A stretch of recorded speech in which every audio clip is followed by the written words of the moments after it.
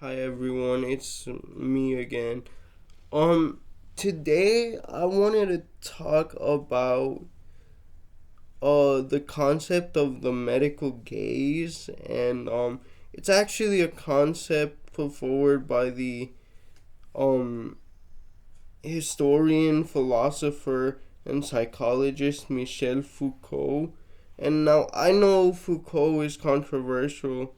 Um Y'all don't need to tell me that, I know, but this idea of his has really affected me, and it has a lot of repercussions for not only the way our society deals with mental illness but also disability. And so the medical gaze is a concept I think he first introduced in the book The Birth of the Clinic, which I haven't read, but it appears in a book he wrote about 10 ish, 11 ish years later called The History of Sexuality, Part 1, The Will to Knowledge. And basically, the medical gaze is this idea that healthcare professionals sort of have to, in a sense, or tend to, in a sense, dehumanize their patients by just looking at them basically as a scientific object that you need to fix or that needs to be fixed. Um and I'm gonna be honest with you guys, that makes sense. In some cases that is the case, but in other cases they can be just as susceptible to um the prejudices of their time and society, um as, let's say, people in the 1800s, 1700s. And it is a form of objectification. It is a form of dehumanization. And the reason Foucault sort of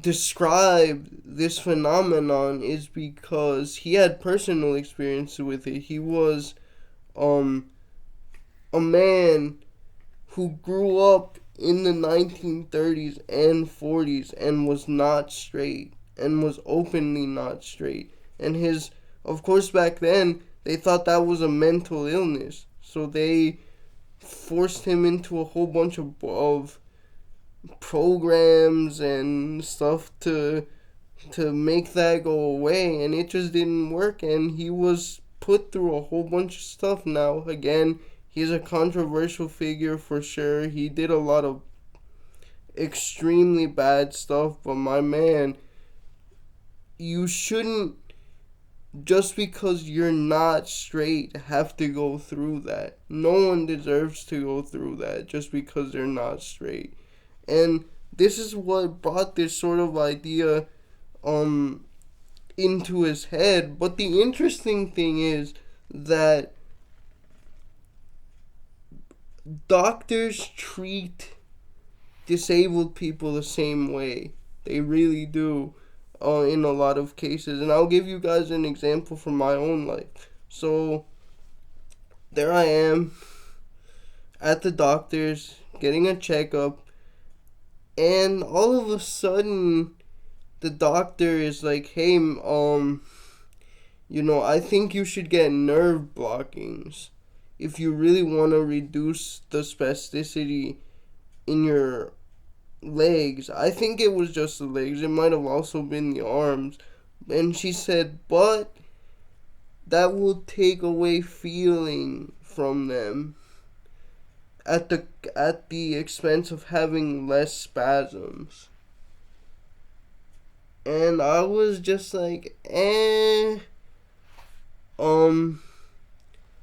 okay, if you think that's right, well then let's do it. Not thinking that, okay, do I really, like, what's worse, losing sensation in my legs or having marginally less spasms.